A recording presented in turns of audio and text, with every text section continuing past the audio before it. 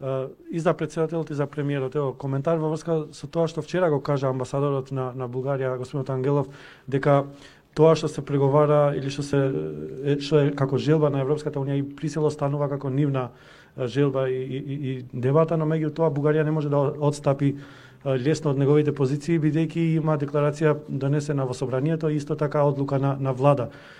Тогаш ево малку подиректно и за премиерот, како мислите дека ќе постигнеме договор со Бугарија без потпишување на анекс на договори и така натаму?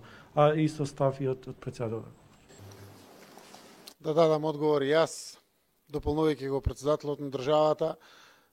Нашиот голем пријател Бојко Борисов, често го нарекувам мој брат, беше овде во Скопје, во Монопол.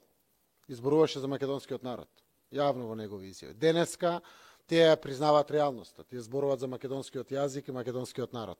Секако тоа е голема вредност и тоа е големо пријателство.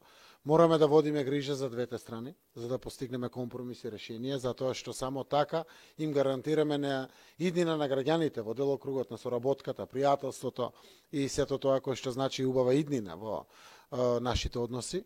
Она кое што сакам само да го потврдам е дека меѓусебното разбирање внатре не носи на вистина на она кое што го имаме како алатка е реалност. Ние е факт дека имаме заедничка историја.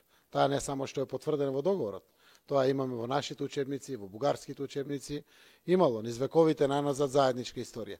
И ако бидеме паметни, со доминантен фокус кон иднината, можеме заедничката историја да искористиме како убава можност за да ги постигнеме договорите и компромисите. Јас овде ќе застанам, затоа што навистина работната група, предводена од министерот за надворешни работи Османи, која што разговара во целиот тој дел, верувам дека има и позитивни исчекори, има многу што е направено.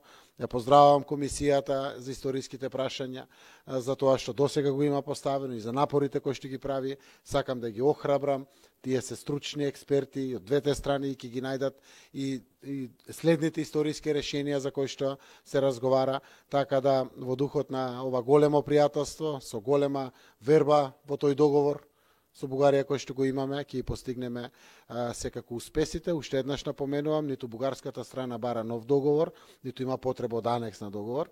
Ако има потреба од појаснување преку изјави, устни, писмени, декларацијата која што изјава постојат како алатки, јас сум ги објаснувал, за да можеме секако во рамките на договорот постојано да ги појаснеме сите овие ставови.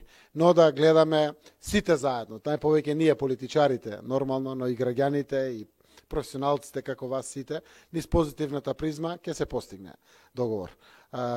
Секако, јас очекувам, секој пат напоменувам, Бугарија да продолжи да биде првиот и најголем поддржувач на Република Северна Македонија во сите чекори на нејзините процеси на интеграција. Следен чекор е меѓувладината конференција, која што значи официјален старт на едно ново поглавје за нашата земја, каде што отварањето и затварањето на поглавјата треба да бидат нашата европеизација.